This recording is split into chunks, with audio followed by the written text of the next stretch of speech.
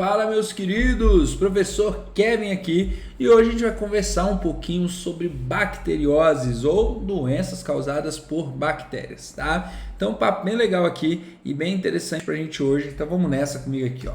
Toda vez que a gente pensa em bacteriose, você vai pensar em doença que tem como agente etiológico uma bactéria, perfeito? Então essas bacterioses, evidentemente que elas têm uma variabilidade bastante grande devido à variabilidade de bactéria que tem no nosso corpo e na nossa vida aí. Então você vai perceber que tem bactérias que são transmitidas por via oral, sanguínea, tá? Enfim, e várias outras transmissões que vão aparecer, perfeito? Lembrando, toda vez que a gente estuda a doença, o que é que tu tem que fazer? O checklist aí na tua cabeça. Qual que é o checklist da tua cabeça? Agente etiológico, mais conhecido como causador da minha doença. É o vetor? Não, é o causador. É o nome da bactéria aqui no caso da nossa aula de hoje. Segunda coisa que você vai ter que saber sobre bacteriose: profilaxia. O que é profilaxia? É a forma de prevenção. Então, toda vez que a gente pensa em profilaxia, tu vai pensar em prevenção daquela doença. Como é que eu evito ela? Terceira coisa que a gente tem que saber: sintomas. Então, sintomas clássicos ali é legal também da gente saber. E quarta coisa que a gente tem que saber: tratamento. Aqui em bactérias, a gente vai generalizar os tratamentos. Como assim, Kevin? Em bactéria, toda vez que a gente pensar em tratamento, você pode pensar em utilização de antibióticos, beleza? Então, não é todo antibiótico que funciona para toda bactéria, mas lembrar disso aqui, você tem diferentes tipos de antibiótico com diferentes mecanismos de ação e isso vai funcionar, né, diferente para cada bactéria ali, tanto que muitas vezes o médico ele é necessário fazer um exame chamado de antibiograma, que é um exame onde ele vai identificar qual antibiótico tem eficácia para a bactéria que o paciente tá, legal? Outras vezes não precisa porque são bactérias que são muito comuns e a gente já sabe mais ou menos o que mata elas, tá? Mas vale lembrar que a gente tem diversos tipos de antibiótico diferentes, beleza? Então, evidentemente, você tem um tratamento diverso em relação a isso, mas todos eles você pode chamar de antibiótico. Então, falou de tratamento de bactéria, você pode generalizar e falar que é feito por antibióticos, perfeito? Vamos lá. Quando a gente fala de bacteriose, a gente vai falar de algumas, claro, né? A gente vai falar das mais famosas ali pra gente. Não são todas, porque todas são bactérias demais, perfeito? Mas a gente vai falar das mais famosinhas e a mais comum de cair em nossas provas, beleza? Primeira delas, tuberculose. Tuberculose, o agente dele é o Mycobacterium tuberculosis. Esse cara, ele é um cara no qual ele tem uma passagem por via aérea. O que significa isso? Quando uma pessoa ela espirra, tosse, fala e você acaba inalando, né, aquelas partículas bacterianas e isso é o que vai fazer você contrair com essa doença, tá? A gente tem como uma profilaxia difícil, né, para doenças de via aérea, então a gente, claro que pode falar de higienização das mãos, isso ajuda um pouco, certo? A gente pode falar de o que a gente chama de tampar vias respiratórias, né? Então a gente pode usar máscara e tudo mais, evitar aglomerações, mas é bem complexo toda vez que a gente pensa em doenças por via aérea, tá? No caso da tuberculose, a gente também tem uma profilaxia que ela é específica, chamada de vacinação, né? Então a vacinação, a BCG, ela é uma vacina contra a tuberculose e aí com isso é uma profilaxia específica. Quais sintomas que a tuberculose ela pode trazer? Febre, dor no corpo, cansaço, apatia são sintomas bastante comuns, mas sintoma mais icônico ali a tuberculose está ligado ao alvéolo pulmonar dela. Lá na bactéria, ela acaba atacando os alvéolos pulmonares, que são as regiões onde faz troca gasosa direto com o sangue, e esse ataque nos alvéolos faz com que eu tenha rupturas dos vasos sanguíneos que estão em contato com o alvéolo. Com isso, partículas de sangue, né, células do sangue, elas vão sair do sangue e elas vão indo para o alvéolo. E aí com isso a pessoa começa a ter líquido no alvéolo, que é um pouquinho de sangue, e ela tosse, e quando ela tosse, ela elimina esse sangue ali pela boca, tá? Isso é uma característica marcante da tuberculose. Então, tosse com presença de sangue, beleza? Então, esse tipo ali de sintoma é um sintoma importantíssimo para que você saiba para levar para suas provas, beleza? Quando a gente fala de coqueluche, ela é, né, causada pela Bordetella pertussis. É um tipo de bactéria que também tem uma contaminação por via aérea, então da mesma forma ali que a tuberculose, ela geralmente afeta mais crianças do que adultos, tá? E tem sintomas que se assemelham muito com a gripe, tá bom, gente? Muito parecida. Porém, a tosse dela é uma tosse com pouco catarro, porque lá na traqueia você tem os cílios da traqueia, que vai ser as estruturas que mobilizam a sujeira para que você crie muco e expulse essa sujeira. No caso da coqueluche, esses cílios eles ficam imóveis, e aí com isso você acaba tendo uma tosse mais seca e menos catarrenta, como uma tosse de gripe é, tá? Mas essa seria a grande diferença ali de uma gripe, certo? Uma coqueluche, além, claro, do seu agente etiológico, perfeito? Quando se fala de meningite, meningite primeiro é um termo genérico, tá? Então tem meningite viral, tem meningite bacteriana, porque meningite significa inflamação das meninges. Quem são as meninges? São essas estruturas aqui que estão recobrindo o cérebro.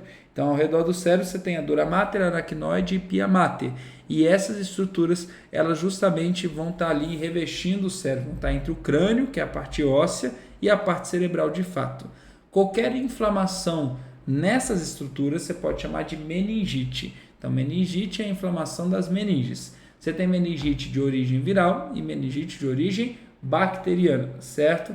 As meningites de origem bacteriana são causadas pelas meningococos, que são essas bactérias que estão aí, principalmente essa bactéria aqui, ó, tá? Neisseria meningitidis. Essa aqui é uma bactéria bem conhecida ali, certo? Geradora de meningite meningocócica, certo?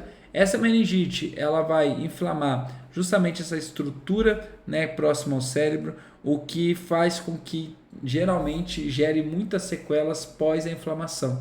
Então, a meningite tem como sintomas iniciais dor de cabeça, tá?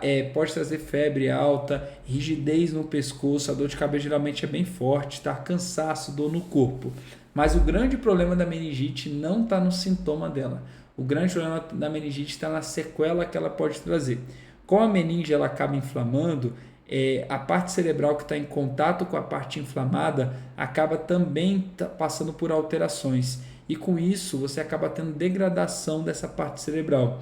Isso pode gerar inúmeras sequelas para o indivíduo, desde a amputação de membros até dificuldade de aprendizagem, problema de visão, problema renal. Então as sequelas da meningite são muito severas. Muitos pacientes que são acometidos por meningite chegam a óbito, né, posterior à sua infecção, justamente por essas sequelas, tá? Alguns deles sobrevivem com várias alterações, com vários problemas relacionados às sequelas que são possíveis. Então, a meningite, ela é uma doença bem perigosa aqui pra gente.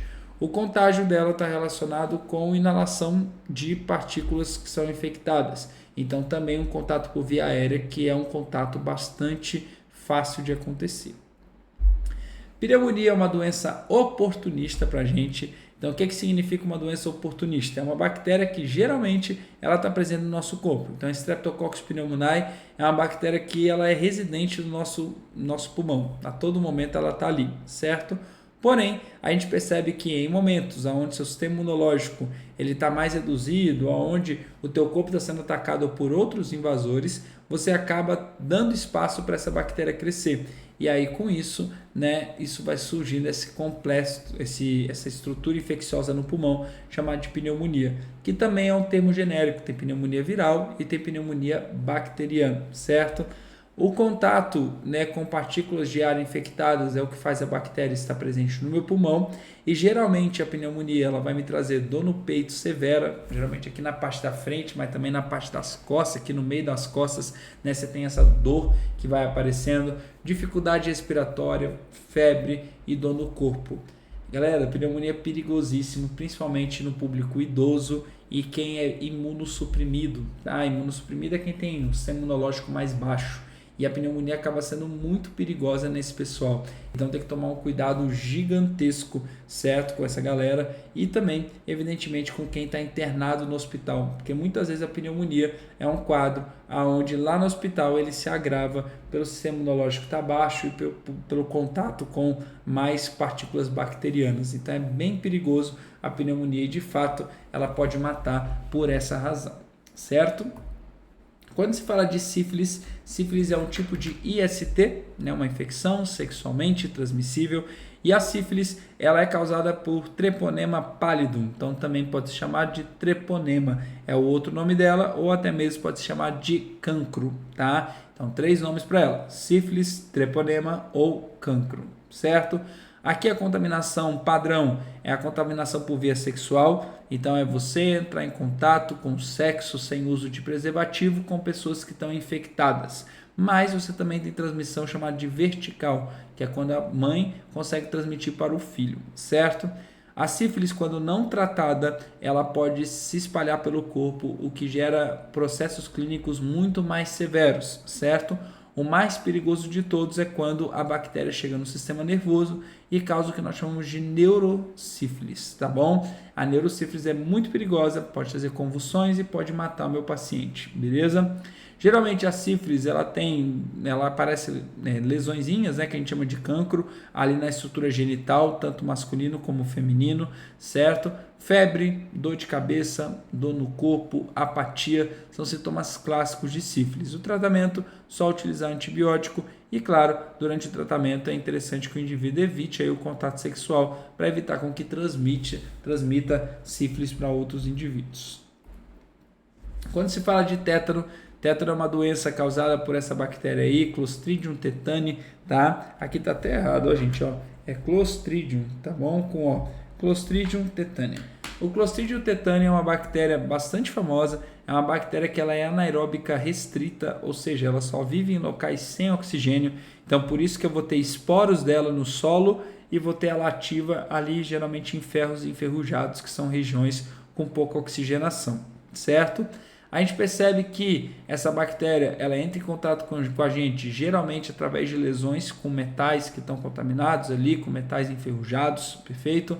Essa bactéria ela acaba, né, atuando lá nos nossos nervos motores, que são aqueles nervos que controlam a musculatura do nosso corpo. Isso vai fazer com que os músculos ali eles começam a contrair em uma taxa errada. E aí com isso eu começo a ter como se fosse uma cãibra generalizada no corpo inteiro, tá? A gente tem espasmos musculares super dolorosos. É tão doloroso que tétano significa o que se contorce, porque o indivíduo fica no chão se contorcendo de tanta dor que o cara sente, beleza? Evidentemente que em alguns casos pode trazer parada cardiorrespiratória, o que mata o indivíduo.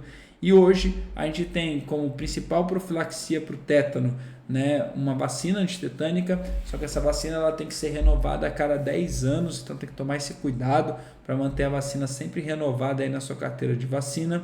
E além disso, caso você não seja vacinado ou não esteja com a vacina em dia, você pode tomar o soro antitetânico quando você vai até o hospital.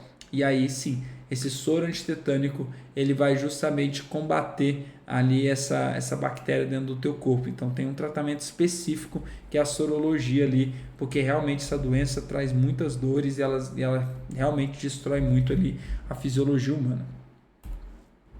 Cólera é uma das parasitoses que foi mais conhecida no mundo como um todo, tá? É uma parasitose intestinal. Então aqui a transmissão do Vibrio cholerae, que é o nome do meu agente etiológico, nada mais é do que o consumo, certo, de água ou alimento contaminado. Então isso aqui está muito relacionado com locais onde o saneamento básico é deficitário, onde a higienização e o tratamento de água é deficitária, e aí você acaba tendo, né, um maior número de casos de cólera, certo?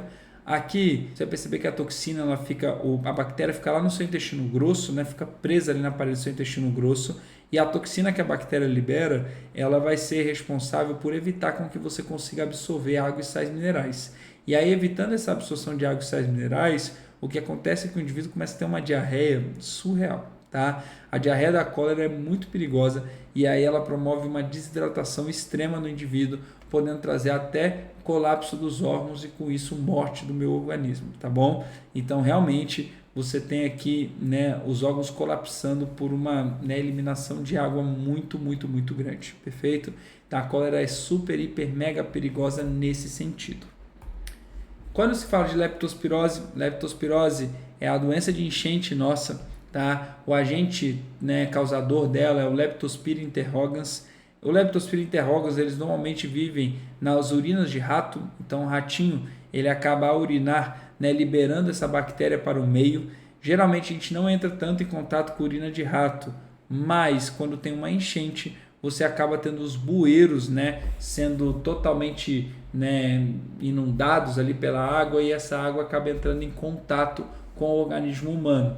Resultado disso, você tem um humano entrando em contato com a urina do rato e com isso com a bactéria, o que vai te trazer leptospirose. É relativamente comum quando você tem enchente, você tem um monte de casos de leptospirose depois da enchente. A gente já sabe disso, o Ministério da Saúde já sabe disso e ele se prepara quanto a isso quando tem, né, enchentes em determinados locais, porque precisa enviar kit exame para identificar a leptospirose e também precisa enviar kits para o tratamento dessa doença ali, certo?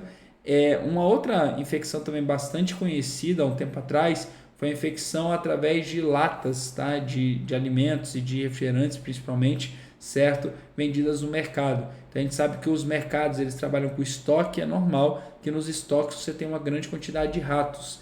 E aí, em determinado momento, principalmente com o advento dos hipermercados aqui no Brasil, que eram mercados que acabavam trabalhando com estoques muito grandes, então com estoques que ficavam muito tempo armazenados, você tinha proliferação de ratos, uma quantidade assim exorbitante. E não era tão fiscalizado assim. E aí o que começou a acontecer? Lá no início dos anos 2000, começou a ter um surto de leptospirose mesmo sem ter enchente. O que, né, nos abriu os olhos, porque não é comum. O comum é ter enchente e aí ter o surto, mas surto sem enchente não era tão comum assim. E a galera percebeu que nas latas ali, no bocal das latas, você tinha contaminação, né, por Leptospira interrogans. E aí isso fazia com que o indivíduo, ao tomar a lata diretamente na boca, acabava ficando infectado.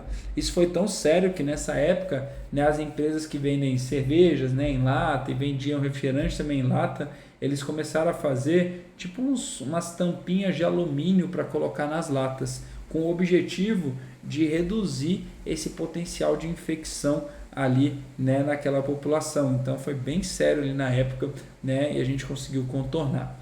O grande problema da leptospirose é que ela traz, além de uma dor de cabeça, dor muscular, febre, né, e entre outras coisas, ela pode trazer problema no fígado e no rim, trazendo falência hepática e falência renal, que é aí quando a doença fica hiper mega perigosa, tá? Então a gente sabe que essa doença acaba, né, muitas vezes matando mesmo, justamente por conta dessa mau funcionamento hepático, que é uma sequela bastante negativa relacionada à leptospirose.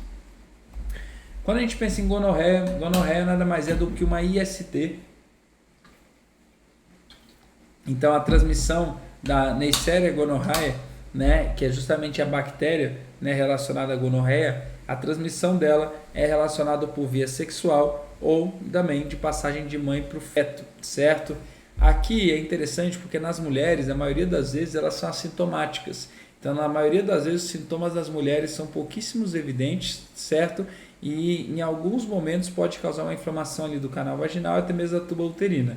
Mas no homem é altamente sintomático. Então no homem geralmente começa a trazer uma inflamação peniana, principalmente na glande, que é a ponta ali do pênis, certo?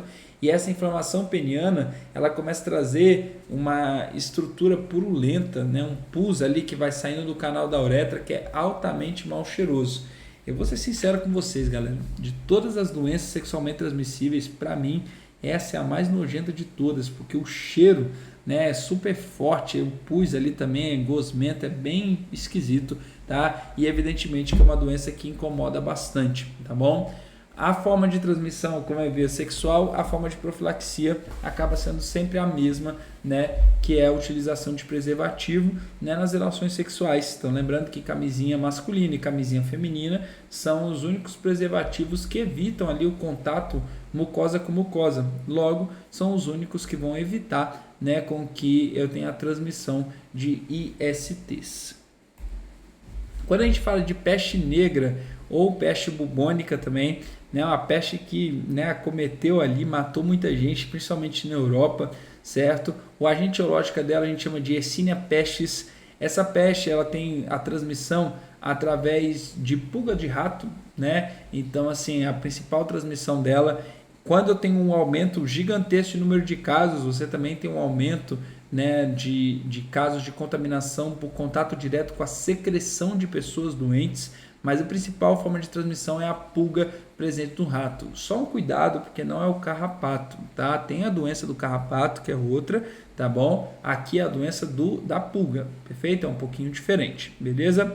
A peste bubônica, ela é super perigosa. Ela foi chamada de peste negra porque ela pode trazer necrose, né? Tipo uma gangrena ali do tecido, fazendo com que essas manchas pretas apareçam ali no tecido. Por isso foi chamada de peste negra. E foi chamada de peste bubônica porque é muito comum nessa doença de ter os linfonodos, que são estruturas que aparecem muito na garganta, muito nas axilas tem muito linfonodo, na virilha tem muito linfonodo, e basicamente são estruturas do sistema linfático que servem para filtrar os micro-organismos. E na peste negra esse linfonodo ele começa a ficar extremamente inchado, extremamente inflamado, e isso evidentemente que é super negativo para o indivíduo. Afinal, isso dói pra caramba e isso indica, né, que o indivíduo está ali inflamado com alguma coisa, certo? A peste negra, ela dá febre alta, dor no corpo, insuficiência respiratória e em muitos casos ela pode trazer a morte, tá? Você tem a peste no cenário bubônico, que é onde elas ficam nos linfonodos ali, mas você também tem a peste septicêmica, que é a que se distribui no corpo todo. Essa até hoje ninguém sobreviveu. E tem a peste pneumônica, que é quando ela vai, né, para o pulmão, que essa aí sobreviveu assim, um percentual super baixo, acho que menos de 5% de sobrevivência. Então é uma doença que realmente mata muito, muito, muito, né? Na época ela foi descoberta, ela não tinha antibiótico na época ainda, né? Então a gente não sabia como tratar, né, os nossos doentes e nada parecido. Mas era muito importante, os caras nem sabiam nem como é que era transmitido direito, né? E aí os médicos da época, eles usavam essa roupa toda de couro, né? E esse bico de pato com ervas aromáticas aqui na ponta, por conta do cheiro da cidade de putrefação, porque morria todo mundo, né? Então o cheiro de carne morta em decomposição era terrível, legal, e eles acreditavam que o próprio cheiro poderia transmitir peste negra, tá? Então assim, foi uma coisa bem traumática para a humanidade, porque realmente as cidades elas viravam grandes cemitérios ali e era bem complexo. Febre tifoide, ela é uma febre relacionada com salmonela, né? Salmonella typhi. A salmonella typhi é uma bactéria que ela vive no intestino das pessoas, então geralmente é com água ou alimento contaminado, né, que por fezes de algum portador dessa febre é onde eu tenho nessa transmissão dessa doença. Evidentemente que no mundo a distribuição acontece em locais onde o saneamento básico é precário. Então tu percebe que aqui, né, na América Central aqui você tem um vermelhão aqui, que é onde eu tenho um saneamento básico bem mais precário, né? No continente africano quase todo aqui também bem vermelhão, e o sul ali da Ásia, né? Índia ali, né? Uma parte da China e outros países ali que também tem um saneamento básico bem precário. Então nesses locais onde o saneamento básico é precário, é muito comum de você ter casos de febre tifoide, beleza? Os sintomas da febre tifoide são sintomas bem comuns a qualquer tipo de febre. Então você tem febre alta, diarreia, dor no corpo, apatia, cansaço e tudo aí relacionado a essa bactériazinha Salmonella typhi. Difteria, também pode se chamar de croup, quase nunca aparece, né? É causada pela Corynebacterium diphtheriae, certo? E esse tipo de doença também é passado por via aérea, através de contato com secreção, contato com saliva, contato com catarro, né? Pode passar de difteria, certo? Ela traz uma inflamação de garganta severa, aonde você pode ter uma massa mais acinzentada aqui na garganta, a garganta fica bem inchada, fica bem dolorosa, e essa massa acinzentada ela é cheia de fibrina, que é uma estrutura ali que serve para coagulação, e com isso acaba tampando bastante a passagem aqui de alimentos e de água. Os sintomas clássicos dela é uma dor de garganta bastante forte, febre, inchaço no pescoço e um mal-estar também bastante grande, beleza? Botulismo, essa aqui também cai bastante, né? Parceira do tétano lá, Clostridium botulinum, né? O mesmo gênero ali, essas duas bactérias, tá? Aqui você pega botulismo através da ingestão de alimentos que estão geralmente contaminados, perfeito? Só que essa bactéria é anaeróbica. Então os alimentos contaminados, geralmente eles estão ou em conserva ou em latas, né? Porque no processo ali de você colocar um alimento em conserva, um alimento em lata, para ele durar mais tempo, né? Para ele não estragar tão fácil, você tira o oxigênio dessa lata. E aí com isso, né, se essa lata estiver contaminada com Clostridium botulinum, ele acaba conseguindo crescer nesse ambiente de anaerobiose, perfeito? O botulismo, a toxina botulínica, ela acaba atuando na fenda neuromuscular. O que significa isso? Significa que o sistema nervoso ele tem que passar o que a gente chama de acetilcolina, que é um tipo de neurotransmissor, para que o músculo consiga contrair, certo? A toxina botulínica ela tampa o receptor de acetilcolina do músculo. Logo, por mais que o sistema nervoso fale para aquela estrutura contrair, a toxina botulínica impede que ela contraia. E aí, bloqueando, né, essa estrutura do sistema nervoso, ela acaba trazendo paralisia muscular. Então, é um sintoma bastante sério, um sintoma bastante severo, certo? Hoje em dia, a gente não usa a bactéria, tá? A gente usa a toxina botulínica como método estético para evitar rugas, tá? A gente sabe que a ruga, as marcas de expressão, elas são causadas muitas vezes pela contração, né, da musculatura ao redor dentro de um tecido que está flácido. E aí o que o pessoal faz? O pessoal aplica um pouquinho de toxina botulínica nas regiões onde eu quero reduzir a ruga, com o objetivo de fazer o quê? De paralisar essa região. Ao paralisar essa região, o que vai acontecer? Essas rugas elas vão parar de existir ali naquela região específica, certo? Tem que tomar cuidado, é um procedimento que assim, por mais que seja simples, se aplicado errado, pode trazer várias consequências físicas ali no indivíduo que não são legais, perfeito? E é um processo que precisa de uma reaplicação.